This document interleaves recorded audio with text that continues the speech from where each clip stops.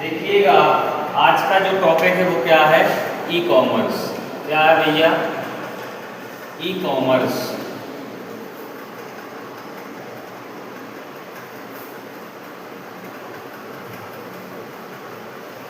E commerce जो है आज दुनिया के हर देश में इस टेक्नोलॉजी का उपयोग किया जाता है। ई कॉमर्स एक ऐसा प्लेटफॉर्म है जिसमें कंप्यूटर या मोबाइल के साथ साथ इंटरनेट का उपयोग करके ऑनलाइन खरीदी या बिक्री का काम किया जाता है। जैसे आज वर्तमान समय में आप जितने भी ऑनलाइन संबंधी प्रोडक्ट किसी प्लेटफॉर्म जैसे फ्लिपकार्ट, मीशो या अन्य प्लेटफॉर्म के माध्यम से ऑनलाइन वस्तुओं को खरीदते हैं, यही सब क्या कहलाता है भैया? ई कॉमर्स के अंतर्गत आते हैं।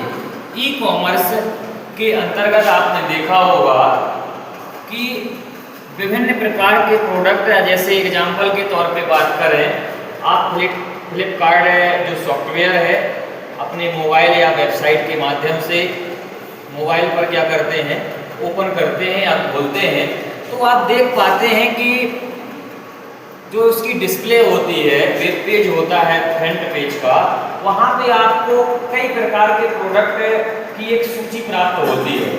होती है कि नहीं? होती है कि नहीं?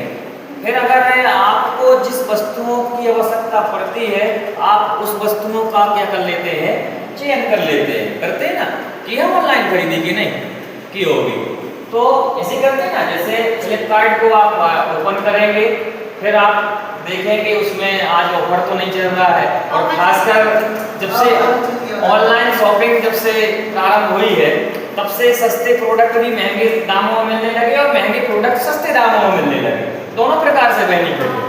कभी कभार सस्ते प्रोडक्ट महंगे मिलते हैं और कभी कभार महंगे प्रोडक्ट ऑनलाइन मार्केटिंग के जरिए कैसे मिलते हैं? सस्ते मिलते हैं। अब देखिएगा, इसमें जो सबसे बड़ा फायदा है ई कॉमर्स के माध्यम से, उसमें कहा जाए तो डायरेक्ट मैन्युफैक्चरिंग कंपनी के माध्यम से आपके घर तक वो प्रोडक्ट पहुंचता है। अगली बात समझ में, जैसे एग्जाम्पल के तौर पे बात करें, आपने देखा होगा सबसे ज़्यादा जो स्कीम चलती है इसमें, मान के चले एक आप पेन खरीद रहे हैं, आप जैसे ही फ्लिपकार्ट पर या मीशो पर जो भी सॉफ्टवेयर है, आप उसमें पेन के लिए सर्च करेंगे तो आप देखेंगे कई कंपनियों के पेन डिस्प्ले पर प्रदर्शित हो जाते हैं। अब जो सबसे बड़ी स्कीम इसमें चलती है, उसमें क्या लिखा रहता? 499 वाला प्रोडक्ट मात्र 99 में। इस प्रकार से रहता कि नहीं रहता? अब ऐसे दाम अगर लिखे होते हैं तो सबसे बड़ी खासियत क्या होती है कि जिस प्रोडक्ट की आपको आवश्यकता भी नहीं होती, आप यही आपके माइंड में यही बात आ जाती है कि चलो भैया 499 वालों आज 99 में है, अपन क्या कर दें? ऑर्डर कर देते हैं। ऐसे ही होता ना। तो अब आपने देखा होगा कि ऑनलाइन मार्केटिंग में क्या होता है, आपने जो भी ऑर्डर किया वो कहाँ पहुँचता है? ऑर्डर सबसे पहले जिस कंपनी के प्लेटफॉर्म से आप ऑर्डर कर रहे हैं। देखिए, जो ये कंपनियां हैं, इन कंपनियों के पास कोई भी प्रोडक्ट बनाने की कोई मैन्युफैक्चरिंग कंपनी नहीं होती है। चाहे वो मीशो हो, चाहे वो फ्लिपकार्ट हो, चाहे वो मिंत्रा हो या शॉप्सी हो, कई प्रकार के जो ई कॉमर्स प्लेटफॉर्म हैं, इन कंपनियों के पास किसी भी प्रकार के प्रोडक्ट बनाने की कोई कंपनी नहीं है। क्या होता है, ये आप लोगों के तक कैसे प्रोडक्टों को पहुंचाते हैं, इसके बारे में थोड़ी जानकारी समझते हैं। क्या होता है कि जैसे ही आपने जिस प्लेटफॉर्म के माध्यम से, चाहे मीशो हो चाहे फ्लिपकार्ट हो, ऑर्डर अपन ने दिया, तो ऑर्डर सबसे पहले कहाँ पहुंचता है? उस कंपनी के पास। जैसे फ्लिपकार्ट से आपने ऑर्डर दिया तो ऑर्डर सबसे पहले किसके पास पहुंचेगा? फ्लिपकार्ट कंपनी के पास पहुंचेगा। अब फ्लिपकार्ट कंपनी के पास ऑर्डर पहुंचने के बाद फ्लिपकार्ट कंपनी ऑर्डर सेंड किसे करेगी? जिस कंपनी के माध्यम से आपको प्रोडक्ट आपके घर तक आना है, यानी जिस कंपनी का आपने पेन का ऑर्डर किया, उस कंपनी के लिए फ्लिपकार्ट क्या कर देगी? ऑर्डर ट्रांसफर कर देगी। आपने देखा होगा उसमें एक समय सीमा डेट आ जाती है, उस समय तक आपके घर में वो प्रोडक्ट पहुंच जाता है। अब जैसे ही उस कंपनी को ऑर्डर प्राप्त होता है, जो कंपनी के कार्यकर्ता रहते हैं यानी जो जॉब करते हैं डिलीवरी बॉय, वो वहां से प्रोडक्टों को ट्रांसपोर्टिंग में रखेंगे। ट्रांसपोर्टिंग के जरिए वो प्रोडक्ट आपके नज़दीकी ऑफिस तक पहुंचेगा। जो ई कॉमर्स के ऑफिस होंगे वहां तक ट्रांसपोर्टिंग के जरिए आपका पार्सल यानी आपका जो प्रोडक्ट है वो आपके नियरेस्ट ऑफिस तक पहुंचेगा।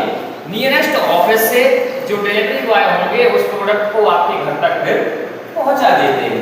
अगली बात सुन लें, यह इसकी एक लंबी प्रक्रिया होती है।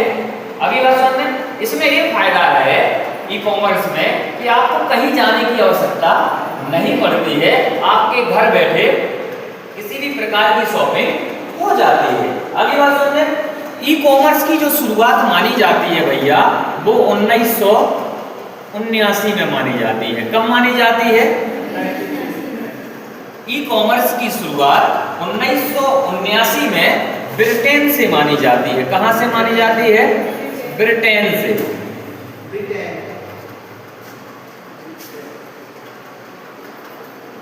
ब्रिटेन से मानी जाती है। अगली बात सुन में, कहां से मानी जाती है भैया? ब्रिटेन से मानी जाती है। जो कहां पे है? इंग्लैंड में। कहां पे है? ब्रिटेन, इंग्लैंड में है ना। तो इसकी शुरुआत कब हुई थी भैया?